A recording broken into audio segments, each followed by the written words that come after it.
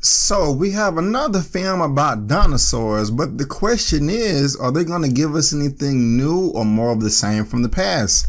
Well, let's find out. My name is Brendan Keith Avery, and this is just my opinion.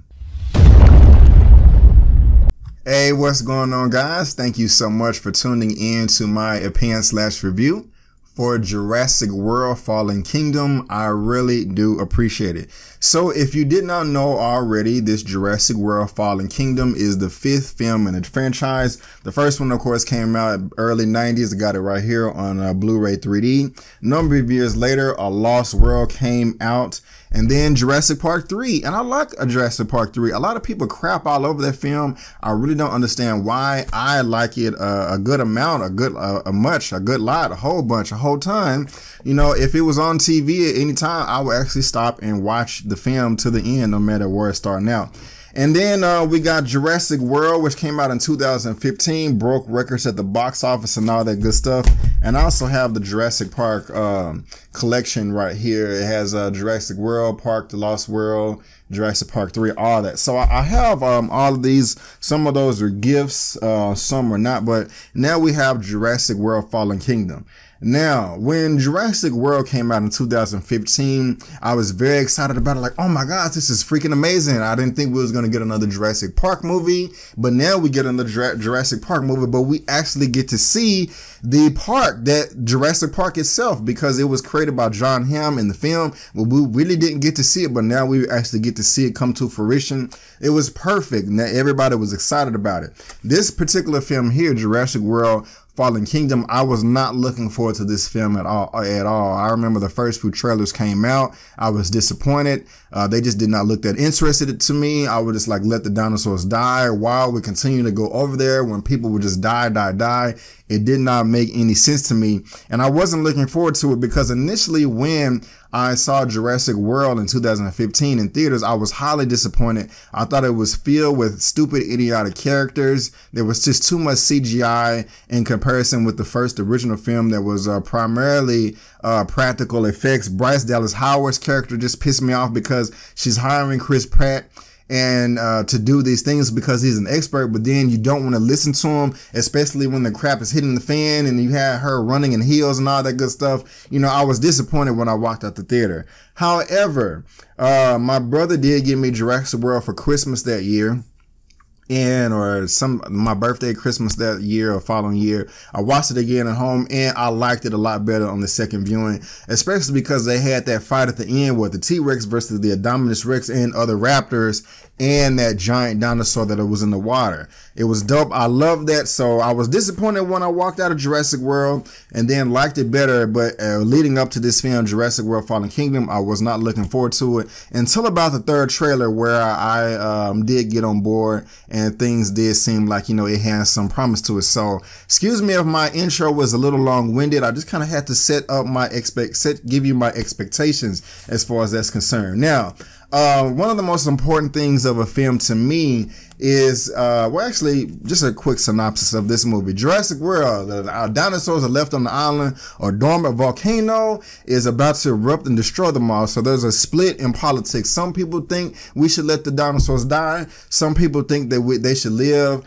Chris Pratt and his team go over and try to save the dinosaurs because they're thinking they're doing it for great reasons, but it's because corporate evil people want to make money and it's lies and all that good stuff. And so here we have the movie. Now, when it comes to a film, one of the most important parts is the opening of the film. And I will say with Jurassic World Fallen Kingdom, I really did love the very beginning of this film. It pulled you in. It glued your eyes to the screen. It just, you know, without doing much, it just had a way of just, you know, snapping and grabbing your attention to where you're just like, man, what's about to happen? I mean, it was great. It was fantastic. And the first opening scene of the film, I really did like.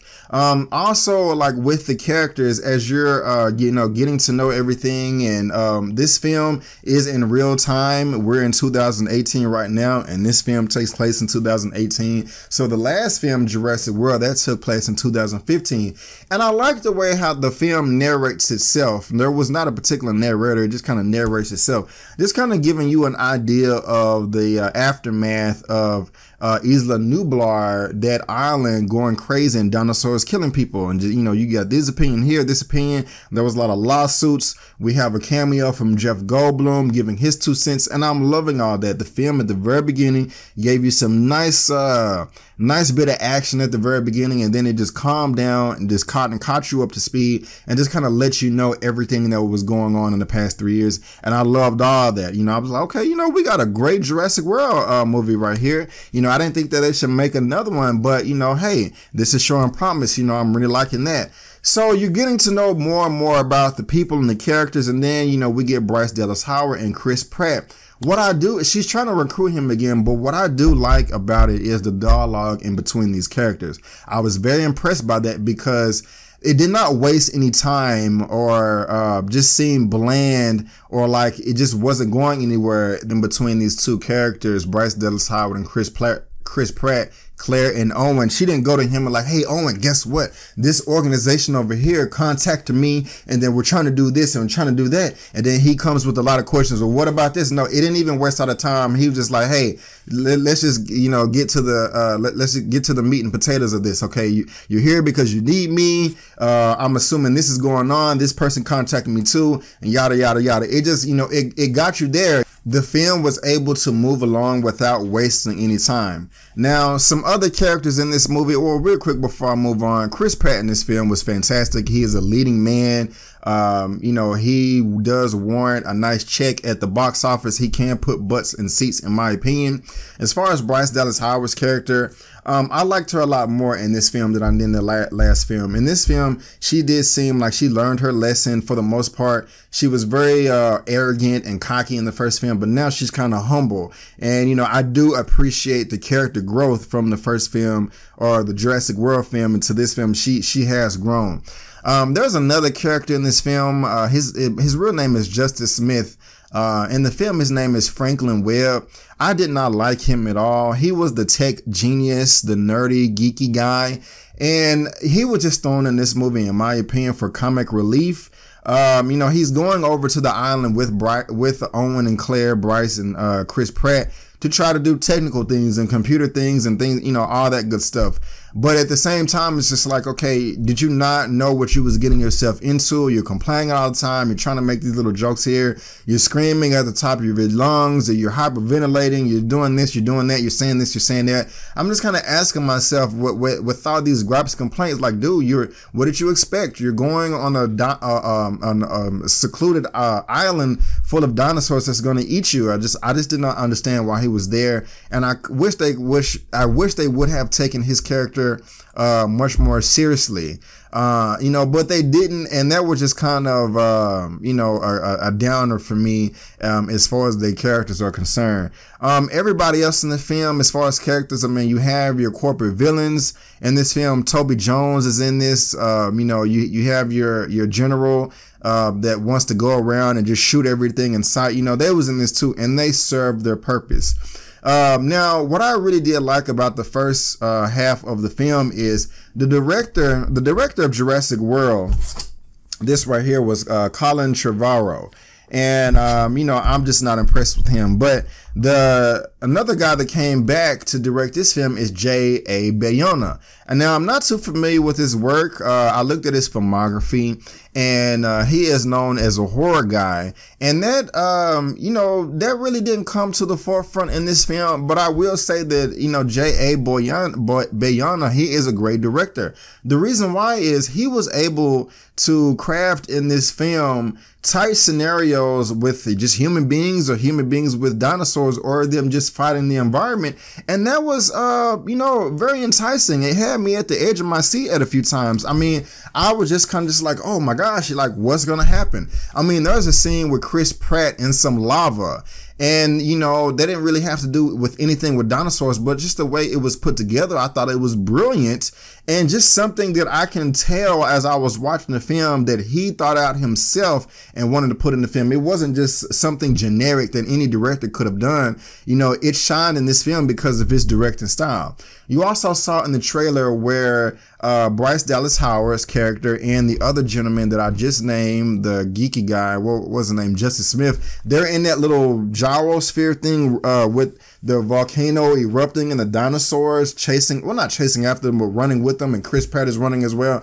That whole scene was very intense as well. I mean, it was mind-blowing to me. I was very, very excited. I mean, it really didn't look much. It didn't look that impressive in the trailer to me, in my opinion. But when I saw it on screen with all the effects finished with, this and that and the score in the background and just, all of it just taken in, I was like, wow, this is really intense.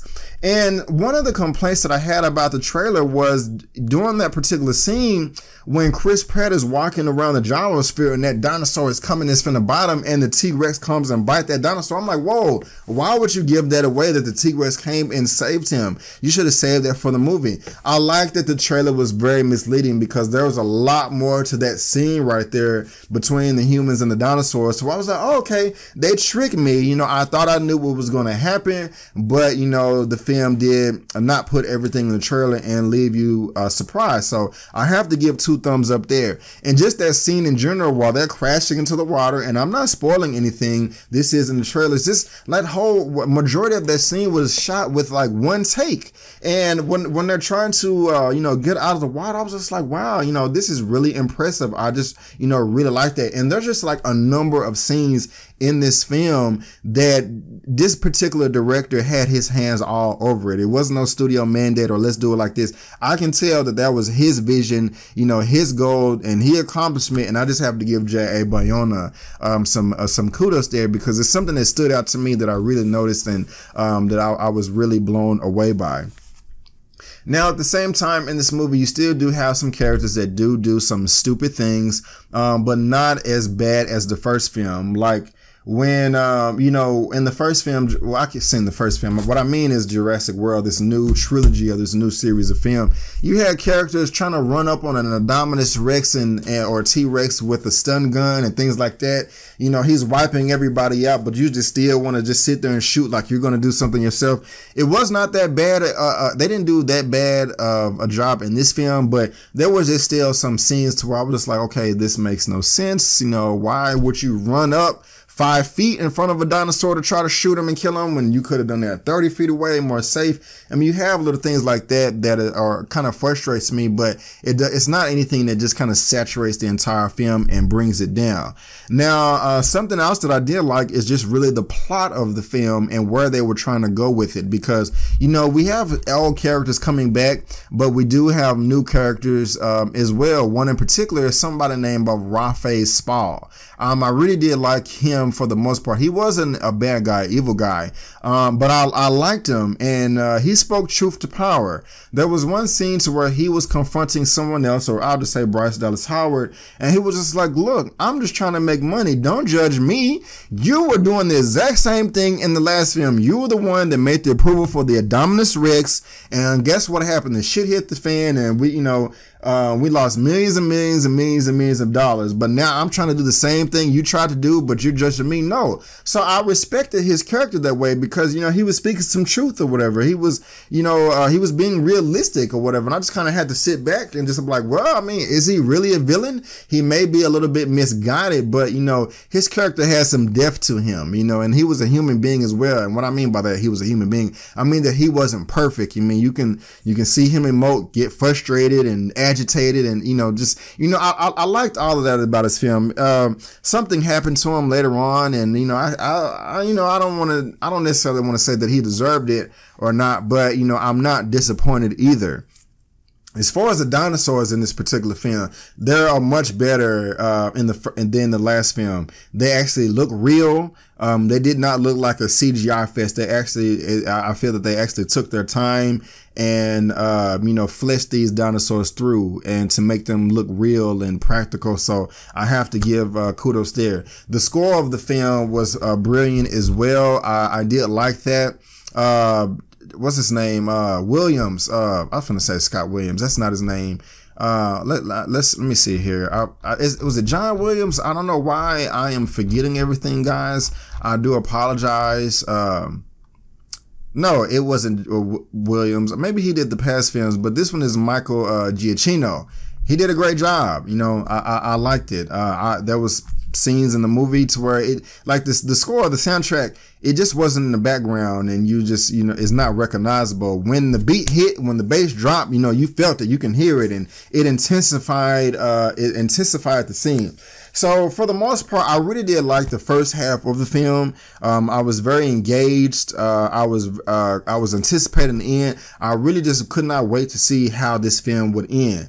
The second half of the film, to me, was not as good. That's where they just kind of threw out logic and reason to me. There was one scene where Chris Pratt is coming to save the day, and it was kind of like he was a super Power Ranger souped up on X pills or something like that. I don't know. It just did not make any sense to me how he was able to just do what he had to do, coming through, just, you know, destroying everything, wreaking havoc. I mean, come on, like, I want Chris Pratt to win. And most, you know, I don't want to give too much away saying that he did or not, but it just seems like, you know, the bad guys was like, okay, hey, we know this is a movie. We know that the good guy has to win. We're just going to give you the win on a platter right here. You know, it's just like there was just, to me, really no challenge in his quest towards the end to save the day, to make things right, to right all the wrongs that people did in the past. I mean, it was just like a stretch to me. There are some other characters in this film that kind of popped up and just tried to relate to past films, and I did not understand what was going on. You know, I was really sitting there thinking, just like, okay, I'm trying to process what's going on, but I just couldn't, you know, tie in the other films together. And I don't think I should have to go see the first 4 or 5 films in a franchise for it to all make sense. I mean, you can do that if you want to, but I just don't feel that that's necessary. But then again, guys, the end of the film just kind of turned into a carnival circus to me. You know, just dumb decision after dumb decision after dumb decision. And the end of the film was just really anticlimactic. I mean, at the very end of Jurassic World, we got a Dominus Rex versus a T-Rex and multiple raptors. That was badass. There was nothing remotely close to that in Jurassic World Fallen Kingdom. I'm not saying that the last action scene or 2 was dull and boring, but, you know, I was just like, okay, is this how it's going to end? Is this the big pop, the big bang that we're going to get? And I just wasn't that impressed. You know, overall, guys, I did like this film better than Jurassic World that came out in 2015. I think the story was tighter. I liked the characters a lot more. The CGI effects from the dinosaurs was great. But at the same time, the second half of the film just kind of fell apart to me, kind of turning into just a goofy mess, and was anticlimactic. I like this film more, but I like the ending of the 2015 Jurassic film world a lot better. If I had to rate Jurassic World Fallen Kingdom out of a 1 out of 10, I would give it a 7.5 out of 10. Yes, a 7.5 out of 10. But guys, that's just my opinion. Have you seen Jurassic World Fallen Kingdom, or do you want to see it? Have I turned you on? Have I turned you off? Do you agree with me, or do you disagree with me? Let me know down in the comment section below. Let's get this conversation going and keep it flowing. If you like this video, go ahead and give me the thumbs up. If you don't, that's fine, but you can still subscribe to my channel. You can also look me up on social media, Facebook, Instagram, and Twitter, all that good stuff. It's right there at the bottom of your screen, and I made it very easy by providing a link to all that good stuff down in the description box below. But guys, I just want to thank you again for tuning in to my opinion/review of Jurassic World Fallen Kingdom. And before you go, don't forget that my name is Brandon Keith Avery, and that's just my opinion. Peace.